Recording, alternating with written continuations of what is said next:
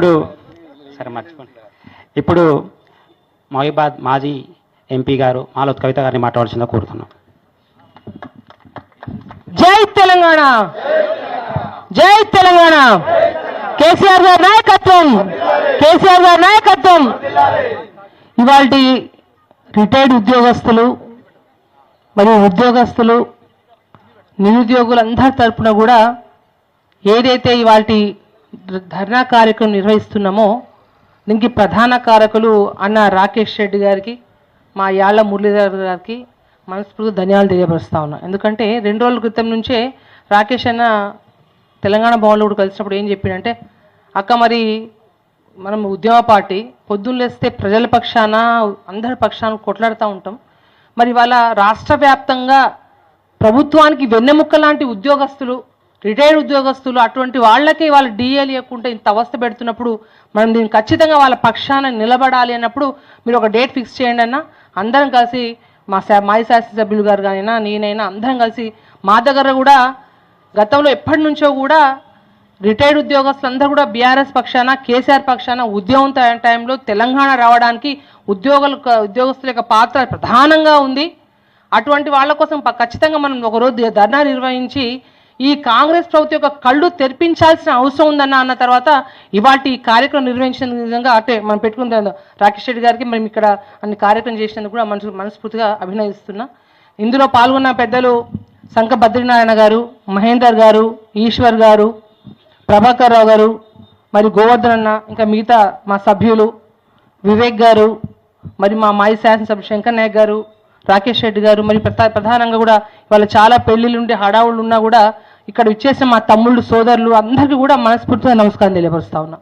పాపం వాళ్ళని చూస్తే ఎంత బాధేస్తుందంటే, అన్న మాట్లాడుతూ ఒక మాట చెప్పిండు, అరే మేము ప్రతి నెల మాది 1500 2000 మా జీతం కట్ చేసుకుంటారు హెల్త్ స్కీమ్ గురించి, మాకేమన్నా ఆరోగ్యం బాగాలేదనుకుంటాం మేము కూడబెట్టుకున్న పైసలు మాకు ఇవ్వకుండా, హెల్త్ స్కీమ్స్ రెన్యువల్ చేయకుండా, హాస్పిటల్ దగ్గర పోతే మేము అయ్యో ఇప్పుడు ప్రాణం పోయేటట్టుందే, ఎంతోమంది ఉద్యోగస్తులు సఫర్ అవుతున్నారు, మా డబ్బులు అంటే సంవత్సరానికి అట్లా ప్రతి ఒక్క ఉద్యోగస్తులు జీతాలు నెలకు ఎంతో అంత కట్ చేయంగా సంవత్సరానికి 5,000 కోట్ల రూపాయలు మా జేబుల డబ్బులు మా కడుపు కొట్టి ప్రభుత్వంలో వచ్చింది మీరు దేనికో డైవర్ట్ చేసి కాంట్రాక్టులకు బిల్లులు చెల్లించడానికో లేకపోతే మీ అల్లులను బాగు చేయడానికో అన్ని రకాలుగా మీరు చేస్తూ ఉండే, మరి మా హెల్త్ స్కీమ్కి మా ఆరోగ్యం పట్ల మీకు ఏమాత్రం సోయి లేదా అని చెప్పేసి వాళ్ళ ఆవేదన వింటుంటే చాలా బాధ అనిపిస్తూ ఉంది. ఇది ఒకటే కాదు, అన్న మాట్లాడుకుంటూ మహేంద్ర పాపం ఆయన మాట్లాడుతూ కళ్ళు నీళ్ళు వస్తూ ఉన్నాయి. ఏంది ఓ పంతులు నొక్కరు చేసుకుంటూ రిటైర్ అయినాక, అరే మేము మా అల్లులకు ఏదో మరి రిటైర్ అయిపోయింది, ఎందుకంటే ఉద్యోగస్తులు ఎట్లుంటారండి మన తెలియదు ఏముంది, 31 ఎప్పుడు వస్తుందా, 1 ఎప్పుడు వస్తుందా, 2 ఎప్పుడు వస్తుందా డేట్లు చూసుకుంటాం. ఎందుకంటే బండి కిస్తీ కట్టుకోవాలి, పిల్లలు ఫీజులు కట్టుకోవాలి, ఇంట్లో నెలవారీ అంటే కిరాయి ఉంటే కిరాయి కట్టుకోవాలి, రకరకాలుగా వాళ్ళకు నెలవారీ అంతా ఒక పేపర్ రాసుకొని ఆ క్యాలిక్యులేషన్ చేసుకుంటూ కూడా వచ్చే జీతం మీదనే పావులో పరుకు మళ్ళీ బిడ్డ ఉంటే బిడ్డ పెళ్లిళ్ళకు కూడా దాచిపెట్టుకుంటూ అరుకో కొరకు ఒక పూట తినక చాలా జాగ్రత్తగా పొదుపుగా వాడుకునే వాళ్ళు ఉద్యోగస్తులు. అలాంటి ఉద్యోగస్తులు డిఏలు కూడా భారతదేశ చరిత్రలోనే కూడా ఏ రాష్ట్రంలో కూడా 6 డిఏలు చెల్లించకుండా ఉన్న దరిద్రపు దౌర్భాగ్య ప్రభుత్వం ఈ కాంగ్రెస్ ప్రభుత్వం. అది సిగ్గుందా అండి?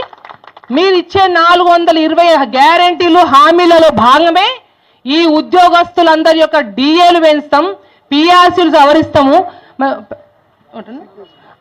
పిఆర్సీలు వాళ్ళు ఇది చేస్తాము. మరియు 2004 వరకు వాళ్లకు పెన్షన్ పద్ధతి ఉండే, 2004 తర్వాత నుంచి పెన్షన్ పద్ధతి తీసేసిండ్రు. అయితే ఈ కాంగ్రెస్ ప్రభుత్వం వాళ్ళు ఇచ్చిన హామీలో భాగంగా ఏం చేసిండ్రు, పాత పద్ధతి మేము కొనసాగిస్తాము, ఉద్యోగస్తులందరూ మీరందరూ కూడా మాకు కాంగ్రెస్ కోటేయండి అని మీరు కళ్ళబొల్లు మాటలు చెప్పి, లుచ్చా మాటలు చెప్పి, దౌర్భాగ్యపన్ని అబద్ధపు మాటలు చెప్పి ఇవాళ మీరు గద్దెనెక్కిర్రు.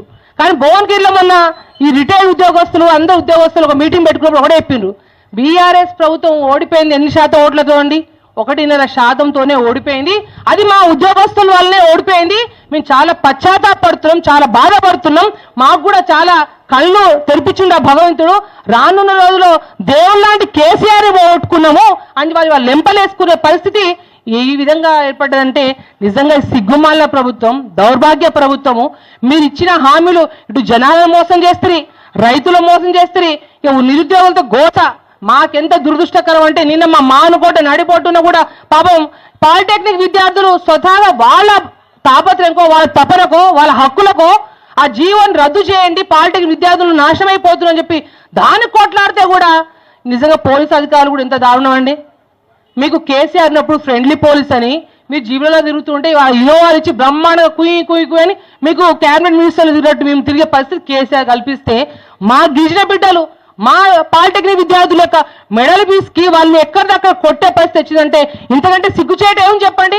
కానీ ఒకటే ఈ ధర్నా కార్యక్రమం ఒకటే చెప్తా ఉన్నా, మళ్ళీ కేసీఆర్ ప్రభుత్వమే వస్తుంది.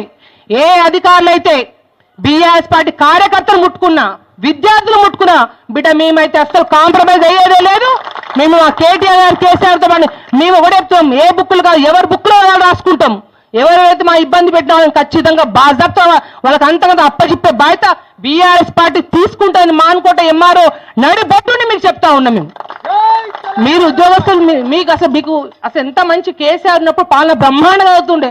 అసలు మేము ఎంత గౌరవంగా చూసుకునేవాళ్ళం. ఇవాళ ఎప్పుడైనా ఈ ఉద్యోగస్తులు రిటైర్ ఉద్యోగస్తులు కానీ ఉద్యోగస్తులు ఎక్కడైనా ధర్నాల్లో పాల్గొన్న పరిస్థితి ఉండేనా? అరే మా పైసలు మాకేంది, మా కడుపు కొట్టకండి ఏదైతే వాళ్ళు ఆవేదన వెళ్ళబుచ్చుకుంటున్నారో ఇప్పటికైనా కాంగ్రెస్ ప్రభుత్వం, రేవంత్ రెడ్డి ప్రభుత్వము మీరు కళ్ళు తెరిచి వాళ్ళకి మీరు భిక్ష వేస్తలేరు. ఇవాళ మీ ప్రభుత్వం నడవాలంటే కూడా వెన్నుముక్క ఎరిగితే వాడు మంచాన పడతాడు. వాళ్ళ మంచాన పడేయకుండా కనువిప్పు చేసుకొని వాళ్ళు డిఏలు రిలీజ్ చేయాలి.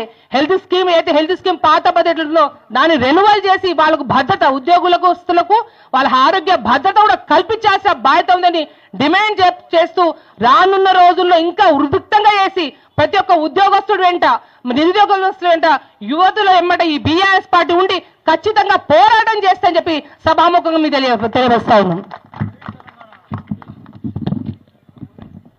థ్యాంక్ యూ అక్క. ఇప్పుడు డిఎస్ఎఫ్ఐ జాతీయ అధ్యక్షులు డాక్టర్ వివేక్ గారిని మాట్లాడాల్సిందిగా కోరుతున్నాం.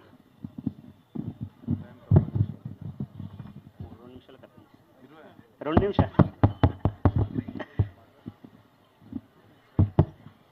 జై తెలంగాణ. గట్టిగా ఒక్కసారి మీరు ఇక్కడ జై తెలంగాణ చేస్తాడ. ముఖ్యమంత్రి పాపం లండన్ పోయిండు, ఆయన హైదరాబాద్లో కూడా లేడు. కొద్దిగా ఎంఐఎం సోదరుడి కూతురు పెళ్ళి ఉంటే లండన్ పోయిండు, ఆయన ఆడవరకు వినపడలేదు. జర గట్టిగా సెక్రటేరియట్కి వినిపించాల. జై తెలంగాణ, జై